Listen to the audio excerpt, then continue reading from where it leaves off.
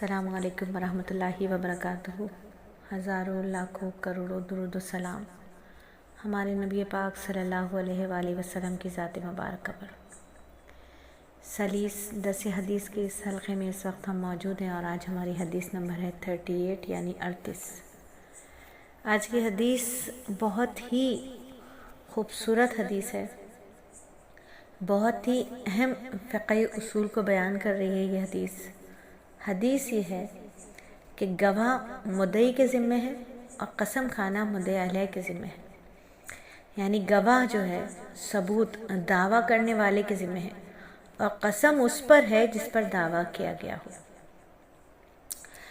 यानी मुद्दई दावा करने वाले को कहते हैं और मुद्दई अलैह जिस पर दावा किया गया। मतलब यह कि दावा करने वाले को अपना दावा साबित करने के लिए दो गवाह पेश करने होंगे और जिस पर दावा किया गया है अगर वो मुद्दई की बात को सही नहीं मानता तो अपनी बात मनवाने के लिए उसको कसम खानी होगी, बशर्ते मुद्दई उससे मुतालबा करे। और इस हदीस के बारे में इमाम अबू हनीफा रहमतुल्लाह अलैह फरमाते हैं कि ये हदीस बतौर ज़ाब्ता और क़ानून के है, क्योंकि ये हदीस मशहूर है और यही बात कुरान करीम से भी साबित होती है। अल्लाह फरमाते हैं, दो अशख़ास को अपने मर्दों में से गवाह कर लिया करो, अगर वो दो गवाह मर्द ना हों तो एक मर्द और दो औरतें हों। इसी तरह दूसरी जगह पर इरशाद फरमाएं कि आपस में दो मोतबर अशख़ास को गवाह कर लो।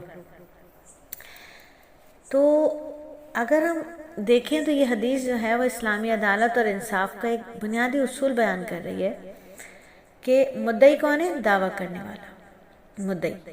जो शख्स किसी पर इल्ज़ाम लगाए या कोई हक़ तलब करे, मसलन कहे कि भाई फ़लाँ शख्स जो है वो मेरा कर्ज़दार है या फ़लाँ शख्स के पास जो है वो मेरी कोई चीज़ है वो मुझे वापस नहीं दे रहा है, वो उसे वापस देनी है, तो उसके ज़िम्मे है कि वो सबूत या गवाह पेश करेगा। क्योंकि सिर्फ बात कहते हैं ना काफ़ी थोड़ी होता है, वरना हर कोई किसी पर भी झूठा दावा कर सकता है। फिर मुद्दई अलैह कौन होता है? जिस पर दावा किया गया।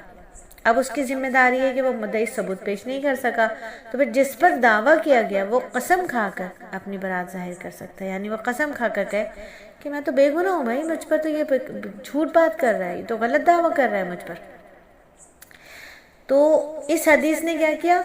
इस हदीस ने तरीका बता दिया कि भाई जो दावा कर रहा है वो तो दो गवाह पेश करेगा और जिस पर दावा किया जा रहा है अगर उसके पास नहीं है वो चीज़, वो अपने दावे में सच्चा है, अपनी बात पे सच्चा है, तो वो फिर कसम उठाएगा।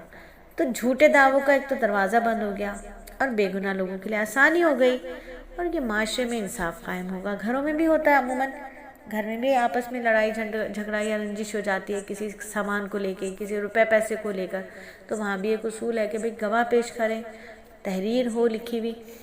तो हदीस मुबारक हमारी 24 घंटे की ज़िंदगियों के लिए आसानी वाली बातें हैं। नबी की जितनी भी हदीस हैं हमारी ज़िंदगी के लिए बहुत आसान है। अल्लाह रब्बुल इज़्ज़त मुझे और आपको हदीस सुनकर उस पर बेहतरीन इखलास वाला अमल करने की तौफीक अता फरमाए। और अगर किसी को समझ नहीं आ रही तो देखें, आम सी बात है ना कि आपस में कोई दो दोस्त होते हैं, वो कहते हैं मैंने तो अपने दोस्त से ये ज़मीन की प्लॉट ले लिया था, ख़रीद लिया था, ठीक है। तो अब क्या करना होगा? जो ये कह रहा है मैंने ये अपने दोस्त से ये प्लॉट ख़रीदा है, तो वो गवाह लाएगा, दस्तावेज़ लाएगा कोई।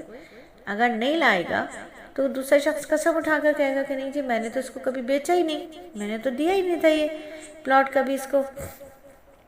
तो हदीस क्या बता रही है हमें कि दावा जब भी कोई करेगा ना, दलील के बगैर कबूल नहीं होगा और जिस पर इल्ज़ाम है उसे बिला वजह सज़ा नहीं दी जा सकती, ठीक है। तो अल्लाह रब्बुल इज़्ज़त मुझे और आपको हदीस मुबारक को समझने वाला बना दे और एहतराम करने वाला बना दे।